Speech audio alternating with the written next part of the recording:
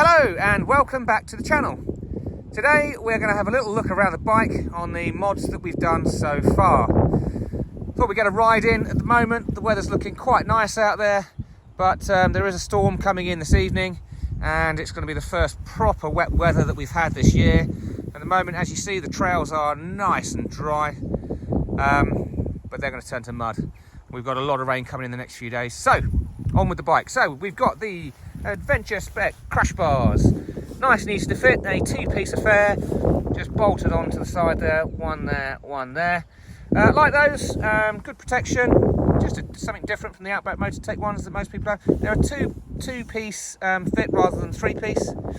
Also down the bottom here, we've got the Rade Garage skid plate, with also, that's got some storage in the front, so you just undo these two bolts here with your hand and that little comes off and you can fit a tube in there and a few basic tools, bits and bobs. So looking forward to filling that up with stuff. I did have to make a little bracket up. Apparently I didn't order, or I didn't say on my order that I was fitting crash bars as well. So they do give you an extension plate if you've got crash bars. I didn't know that, so Ollie at Wrench Ride, hopefully, I've emailed him this morning and hopefully that will be winging its way to me sometime soon. Thumbs up for Ollie and Wrench Ride, really good guy, very, very helpful. He's the UK importer for Rade Garage. So around the side, we've got the Adventure Spec side luggage holders. Quite like those. They're attached very simply down there where the pillion foot pegs go, or the heel plate would normally go, and then up on the top where the pillion grab rail would go.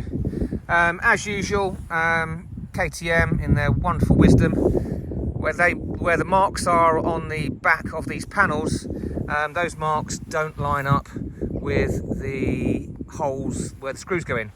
Wonderful. They've known about it for 4 years. Perimoto did a video of it 4 years ago.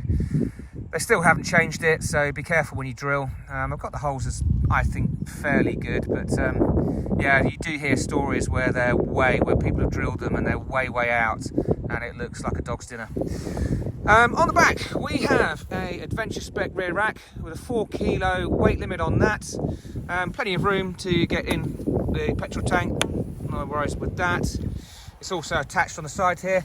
One little problem I did have is that this screw that they supplied, the sort of flange on the head of the screw was too big for this hole, so it didn't go through, so I could either grind that down or just go in the garage and fit another one. Obviously couldn't get much torque on that head, but don't really need it anyway, and it is all the bolts that I've put in, actually, not just this one. All the bolts that I've put in, I have Loctited in with medium strength 243, I think it was. So I really like the look of the side luggage bars. Lots of protection for the bike, obviously somewhere to hang my Krieger OS panniers on the side as well. Bit of protection for the exhaust. I think they look good. I'm very pleased with the colour as well. Could have gone for red or white, and if you've got an earlier KTM with the white side panels and the black seat, maybe white would have been a better option, but I've got a newer model. Yeah, it looked quite good. Oh, I've got an Adventure Spec side stand. Let me just lift the bike up so you can see that. It's massive, to the point where it sometimes catches on the ground unless you've got the bike perfectly upright when you put it down. It's huge, but as long as it stops my bike sinking in the mud. If you went to the Lightweight Adventures Festival this year, there were lots of bikes laying on their side the next morning where they'd all sunk into the mud, so yeah, I'm happy with that. Got my Krieger haul loop on the front, and also at the front got the bark busters. Very happy with those. Pretty easy to fit, just follow the instructions and the way that you have to tighten up all the different bolts. I did have to undo this banjo bolt here just so that there was enough clearance to get it underneath there, but yeah, got the wind deflectors on there. It's a bit cold this time of year, it's the middle of October, and so I'll probably take those off in the summertime, but yeah, all good. So the next mods include the Rade Garage nav tower, so it'll be a lot taller than that. It's got headlights with twice the output of these ones.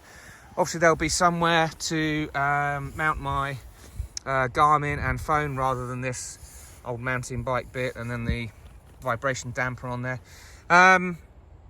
Also, that comes with the kit, there is a Scotch steering damper. It doesn't come with the kit, but the kit is ready for that to install, so I'm looking forward to fitting that. And obviously there's going to be a bit more wind protection as well, because at the moment all the wind's hitting me in the chest. It's pretty cold. But yeah, very happy with the bike so far. That's the unit for my KTM heated grips. I've had those on this morning. Oh, the other thing is that I've knocked this wing twice already today. It's a bit of a shambles. So there'll be some double take mirrors being ordered today for the bike. The only other thing I've got to do is fit some bigger pegs. I went to Desert Rose Academy last weekend, did one of their initial off-road days there. Really, really good, but the beaters that we got on there had much bigger pegs. Got kind of used to them. Also, the bikes were a bit narrow. I noticed when I got back on this that it's quite a bit wider than the beaters that we were riding. So yeah, going to get some bigger pegs. Also, thanks to Ollie at Wrench Ride, I've got an engine case cover. I've got to fit that, and a big Bertha 3D Moto brake lever. That's going to go on as well. And there's an engine cover for the other side as well. So, a few more things to do. It's going to rain the next few days, so yeah, that'll be what I'll be doing. I'll be stuck in the garage doing that rather than being out on the trail. At some point, once it gets too wet for these tyres, we will have to replace those Midas ones as well. But that's okay, I can put them back on again next summer when it's dried out. But yeah, probably some Michelin trackers going on there too.